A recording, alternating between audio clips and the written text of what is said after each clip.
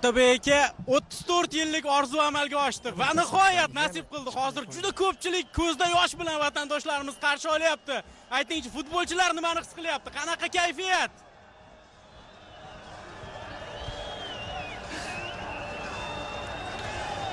Bismillah.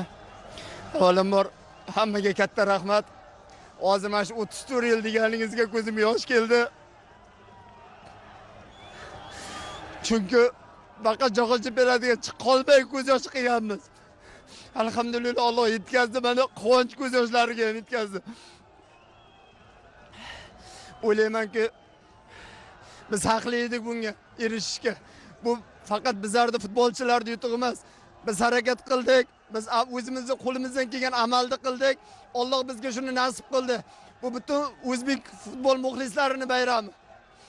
Mana shunday ulug' kunda bizni duo qilib, qo'llab-quvvatlab, bizga uzoqdan bo'lsa ham, mana shu hajlarda uzoqda bo'lsa ham davlatimiz rahbari, o'zimiz ahli ilmlar hammasi duo qilishdi.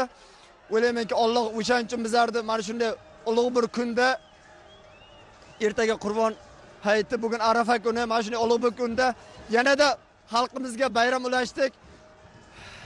O'ylaymanki, biz buni mana siz aytganingizdek 34 yil kutdik. Alhamdulillah, Alloh yetkazdi. Allohga behisob shukr. Otabek aka, men nafaqat o'zimning nomimdan, butun xalqimizning nomidan barcha futbolchilarga minnatdorchilik bildiraman. Rahmat, vatanparvarlik uchun, mana shunday o'yin uchun, mundial yo'llanmasi uchun rahmat. Men aytardimki, yana bir bor o'sha ko'pni duosi ijobat. Bizga oldin har doim bir qadam yetmasdi. Mana shu ko'p kishi xohlab, ko'p kishi qo'llab-quvvatlab, mana shu butun xalq qo'llab-quvvatlagani uchun mana bizlar bitta o'yin oldi o'z vazifamizni bajardik. Allohga behisob shukr. Yana bir bor butun o'zbek xalqini, butun bizga xizmat qilgan hammani chin qalbimdan tabriklayman. Rahmat katta aka. O'tkir aka, avvalambor o'yinda eng yaxshi o'yinchi bo'lganingiz bilan tabriklayman. Ushbu g'alaba O'zbekistonni jahon chempionatiga olib chiqdi.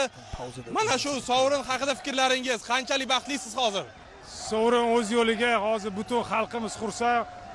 Duolari bilan shu joygacha keldik. Biz oldimizga qo'yilgan maqsadni erishdik, jahon chempionatiga chiqdik. Bu nima deydi?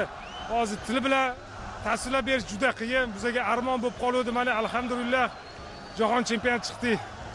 Endi nima deymiz? Xalqimiz duosi bilan, ota-onamiz duolari bilan erishdik. Rahmat. Ichimdagi hissiyotni tasvirlab bera olmayman.